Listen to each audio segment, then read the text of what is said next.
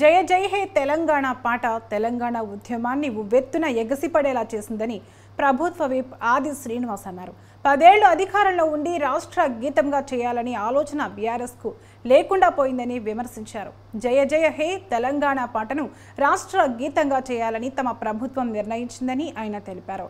అలాగే Oscar award గ్రహీత కీరవాణిని ఆంధ్రవాడంటూ ప్రచారం చేయడం దారుణమన్నారు.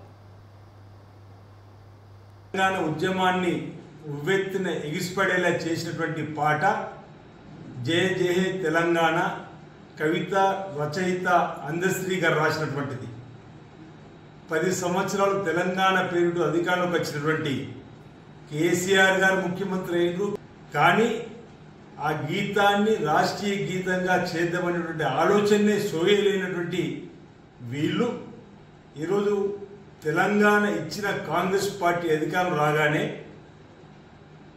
జయ జయ తెలంగాణ గీతాన్ని రాష్ట్రీయ గీతంగా తెలంగాణ ఆవిర్భావ దినోత్సవం జూన్ 2న ప్రకటించడానికి గౌరవ ముఖ్యమంత్రి రేవంత్ రెడ్డి గారు ఒక నిర్ణయం తీసుకొని ఆ రచయిత కవికి అందశ్రీ గారికి స్వరకల్పన రూపకల్పన చేసే బాధ్యతనిస్తే ఆస్కార్ అవార్డు గ్రహీత కీరవాణి గారు దాని స్వరకల్పన సూటిగా ప్రశ్నిస్తున్నాం.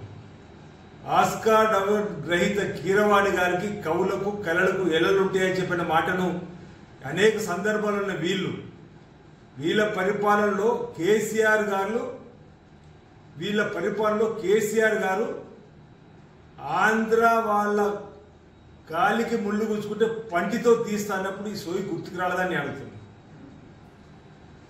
సమంతను చేనేతకు బ్రాండ్ అంబాసిడర్గా, ఆంధ్ర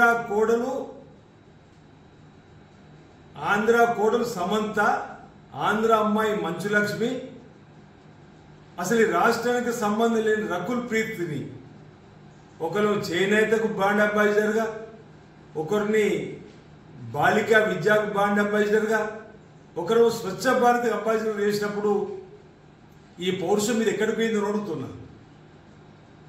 ఆంధ్రాకు సంబంధించిన స్థాయిని యాదాద్రి